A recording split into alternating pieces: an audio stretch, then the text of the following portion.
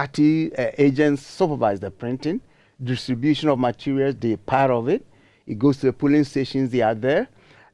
You cast your ballot, they are there. And you make sure you do not, I don't even know how anybody can go in with 2 ballot papers and do it.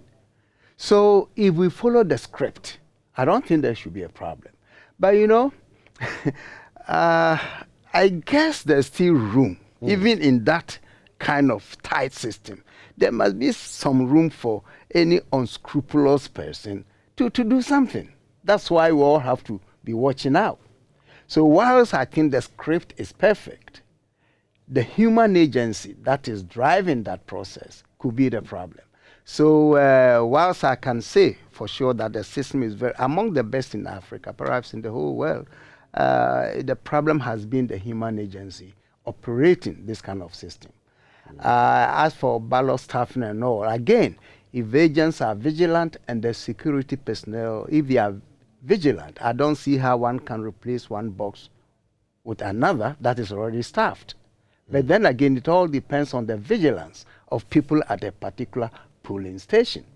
Stories of box snatching have been going on for years in our system. And not only here, I've been to many other African countries. I remember in Nigeria, a funny story of how somebody came openly, we were there, and just took the box away and ran in with it. Maybe the guy wasn't right upstairs. Those things happen. And I also saw in Mina, the home town of Babagenda, in a school where I was supervising elections, where one room was locked, and then somebody came and called the international observers and said, please come here, there's something going on here. We went in there, and they were busily stamping ballot papers. Oh, yeah. Kojo, don't open your mouth. True stories. Goodness. Yes. I've seen all these across.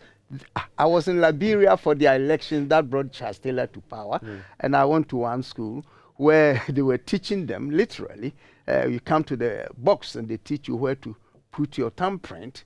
So all these things go on. But I think Ghana, we have gone beyond that. From what I know of our system and our people, we've gone beyond that. So perhaps there's a still more sophisticated way of cheating that we'll have to be looking out for. So whilst I'm fairly confident of our system, I still have some room to wonder if, in fact, all of us will behave according to the rule for this system to work for us. Perhaps more than before, and I think with good reason, the role of the military has come up for a lot of discussion in the run-up to this election. I think some lessons are being picked from the last one. What are your thoughts on the state's preparation and arrangement and the role that they have envisaged for the military? You're right. Always the military has been a problem, not necessarily by the high command, but on the ground, some soldiers just assume they have powers to do certain things, or perhaps they've been sent privately or secretly to come and play certain roles at polling stations. So that has been a problem. The incidents of violence and deaths that we witnessed in the last elections 4 years ago, I suppose were by people who were dressed like military men. Whether they were truly military men or not, up to today, we don't know. And that's why earlier I talked about vigilantes who may camouflage as official security personnel. So it's good that the CDS is now saying, look, no soldiers should be at the polling stations. And let us hope this is true. And I think the media should be monitoring this very carefully. If they find anyone like that, they should quickly inform the nation and their superiors.